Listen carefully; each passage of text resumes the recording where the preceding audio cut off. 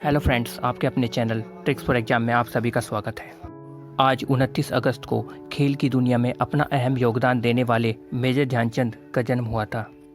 उन्हीं की याद में आज के दिन को हम राष्ट्रीय खेल दिवस के रूप में हर साल मनाते हैं। हॉकी के इतिहास की जब जब बात की जाएगी उसमें मेजर ध्यानचंद का नाम हमेशा लिया जाएगा। उन्हें उनके अद्भुत खेलों के लिए हॉकी का जादूगर या द विज़र्ड के नाम से भी जाना जाता था।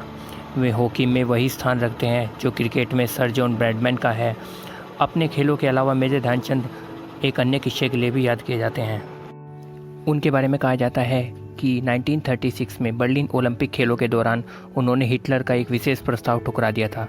आखिर क्या थी इस घटना के पीछे की सच्चाई और वो कौन सा मौका था जब ऐसा हुआ, आइए जानते हैं इस वीडियो के माध्यम से। ध्यानचंद का जन्म 29 अगस्त 1905 को उत्तर प्रदेश के प्रयागराज में हुआ था। वे कुशवाहा मौर्य परिवार के थे। उनके पिता का नाम रामेश्वर सिंह था, जो ब्रिटिश इंडियन आर्मी में एक सूबेदार के रूप में कार्यरत थे। साथ ही वो भी हॉकी के बहुत अच्छे प्लेयर थे। ध्यानचंद के दो भाई थे, मूल सिंह और रूप सिंह। रूप सिंह भी ध्यानचंद की तरह अच्छी हॉकी खेला करते थे। 1922 में 16 साल की उम्र में ध्यानचंद पंजाब रेजिमेंट में एक सिपाही बन गए थे। आर्मी में आने के बाद ध्यानचंद ने हॉकी खेलना अच्छे से शुरू किया और उन्हें ये खेल पसंद आने लगा। सूबेदार मेजर भोले सिंह तिवारी, जो ब्राह्मण रेजिमेंट से थे, वे आर्मी में ध्यानचंद के मेंटोर बने और उन्हें खेल की बेसिक नॉलेज दी। वहीं पंकज गुप्ता ध्यानचंद के पहले कोच कहे जाते हैं। उन्होंने ध्यानचंद के खेल को देखकर यह कह दिया था कि एक दिन ये खिलाड़ी पूरी दुनिया में चांद की तरह चमकेगा। उन्हीं ने ध्यानचंद को चंद नाम दिया। उसके बाद इनके करीबी इन्हें इसी नाम से पुकारने लगे और इनका नाम बाद में ध्यान से ध्यानचंद हो गया। 1926 में न्यूजीलैंड में होने वाले एक दूसरे टूर्नामेंट के लिए ध्यानचंद का चुनाव किया गया। यहाँ एक मैच के दौरान भारतीय टीम ने 20 गोल कर दिए थे, जिनमें से 10 तो ध्यानचंद ने ही किए थे। इस टूर्नामेंट में भारत ने 21 मैच खेले थे, जिनमें से 18 में भारत विजयी रहा और एक में हार मिली और 2 मैच ड्रा हुए। भारतीय टीम ने पूरे टूर्नामेंट में 192 गोल किए, जिनमें से ध्यानचंद ने ही 100 गोल कर दिए थे। यहाँ से लौटने के बाद ध्यानचंद को आर्मी में लॉस नायक बना दिया गया। सन 1927 में लंदन के फॉक्सऑन फेस्टिवल में भारत ने 10 मैचों में 72 गोल किए, जिनमें से ध्यानचंद ने 36 गोल किए थे। मेजर ध्यानचंद ने भारत को ओलंपिक में 3 बार गोल्ड मेडल दिलवाया। 1928 में एम्स्टर्डम ओलंपिक, 1932 में लॉस एंजल्स और 1936 में बर्लिन ओलंपिक में। मैच शुरू होने से लगभग एक महीना पहले भारतीय टीम ने जर्मनी के साथ 17 जुलाई 1936 को एक अभ्यास मैच खेला। इस खेल में भारत के पास अलीदारा, अहमद खान और ध्यानचंद जैसे धुरंधर खिलाड़ी थे। बावजूद इसके ये मैच भारत जर्मन से नहीं जीत सका। इस मुकाबले में जर्मनी ने भारत के खिलाफ 4 गोल किए, वहीं भारत केवल 1 ही गोल कर पाया। ओलंपिक से ठीक पहले भारतीय टीम का इस तरह हारना कप्तान ध्यानचंद के लिए चिंता का विषय था। कहते हैं कि इस हार के बाद वे पूरी रात नहीं सो सके। उन्हें इस बात का डर सताने लगा था कि कहीं ओलंपिक में भारत के सर से हॉकी की बादशाहत का ताज न छिन जाए।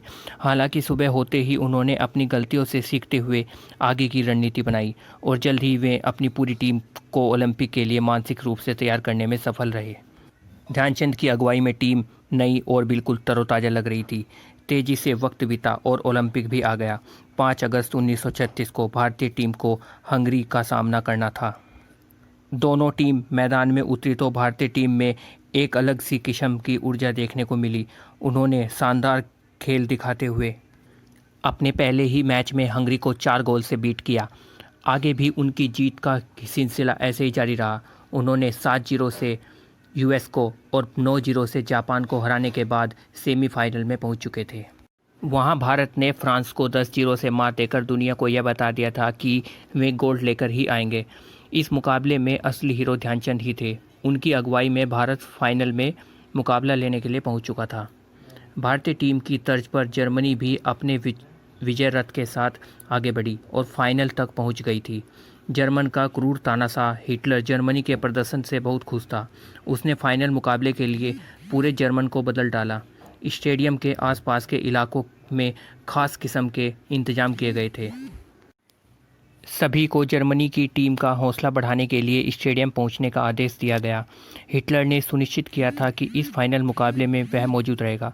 वो किसी भी कीमत पर जर्मनी को जीतते हुए देखना चाहता था। दूसरी तरफ ओलंपिक शुरू होने से पहले ही एक अभ्यास मैच में जर्मनी भारत को हरा चुका था, इसलिए उसके हौसले बुलंद थे।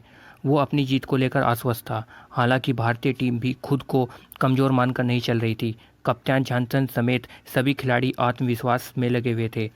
यूं तो भारत और जर्मनी को 14 अगस्त को एक दूसरे को भिड़ना था, पर मौके पर तेज़ बारिश होने से सारा मामला ख़राब हो गया।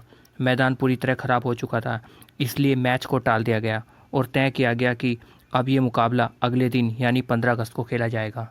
मैच शुरू होने से पहले भारतीय खिलाड़ी थोड़ी चिंता में दिखे, पर जब वो मैदान में उतरे तो उन्होंने तेवर बदल लिए। उन्हें पता था कि मैच बहुत ही महत्वपूर्ण है। मुकाबले से कुछ मिनट पहले कप्तान ध्यानचंद ने सभी खिलाड़ियों से बात की और उनमें नई जान फूंकने का काम किया। रेफरी के इशारे के साथ भारतीय टीम मैच को जीतने के लिए निकल पड़ी।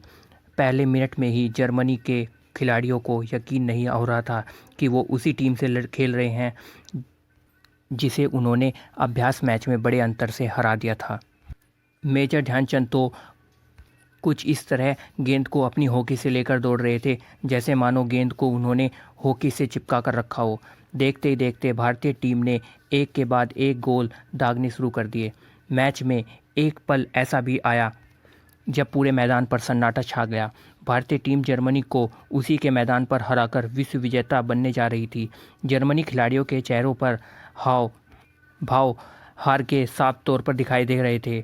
वे सुस्त पड़ चुके थे। इसी बीच भारतीय टीम ने अपना आखिरी गोल दागकर 8-1 के बड़े अंतर से ये मुकाबला अपने नाम कर लिया। मैदान पर मौजूद सभी की नज़रें भारतीय टीम पर टिकी हुई थी, खासकर कप्तान ध्यानचंद पर, जिन्होंने इस मुकाबले में अकेले ही 6 गोल दागकर हिटलर का जर्मन को अपनी आंखों के सामने जीतते देखने का सपना तोड़ दिया था। सब लोग अपनी कुर्सियों से खड़े होकर उसके अभिवादन के लिए तालियां बजा रहे थे। ध्यानचंद को अपनी टीम पर गर्व था क्योंकि उन्होंने अपने देश भारत की लाज रख ली थी। साथ ही भारत को ओलंपिक में एक और गोल्ड दिलवाया। इस हार के बाद पूरे स्टेडियम में शांति छा गई। सबकी नज़रें हिटलर की ओर टिकी थी कि अब वो क्या करेगा। वो किसी भी कीमत पर ये मैच जीतने वाला था। लोगों को लग रहा था कि कहीं वो आग बबूला होकर तानाशाही का एक नया उदाहरण ना पेश कर दे, पर हिटलर किसी और ही दुनिया में खोया हुआ था। हिटलर ध्यानचंद के खेल से बहुत ही ज़्यादा प्रभावित हुआ। वो जल्द से जल्द भारतीय टीम के कप्तान मेजर ध्यानचंद से मिलना चाहता था। तेज़ी से वो भारतीय टीम को सम्मान देने के लिए मंच पर पहुंचा और आगे बढ़ते हुए मेजर ध्यानचंद को पदक पहनाया। ध्यानचंद पुरस्कार लेकर जाने लगे तो उसने ध्यानचंद को रोकते हुए कहा, रुको। उसने अपना हाथ आगे बढ़ाते हुए ध्यानचंद से हाथ मिलाया और कहा, मैंने इससे पहले तुम्हारे जैसा कोई भी खिलाड़ी नहीं देखा। तुम्हारे हाथों और स्टिक में जादू है। तुम हॉकी खेलने के अलावा क्या करते हो? मेजर ध्यानचंद ने मुस्कुराते हुए कहा, मैं भारतीय सेना में लॉस नायक हूँ। इस पर हिटलर ने कहा, तुम जर्मनी आ जाओ, तुम्हें फील्ड मार्शल बना दूंगा। उस समय ये सेना का बहुत बड़ा पद था। ध्यानचंद हिटलर के प्रस्ताव को सुनकर हैरान थे। उन्हें समझ नहीं आ रहा था कि वो क्या करें। फिर भी उन्होंने हिटलर से कहा, माफ़ करें, भारत मेरा देश है और मैं वहीं ठीक हूँ। भारत मेरी मातृभूमि है और मैं हमेशा भारत के लिए ही खेलूँगा।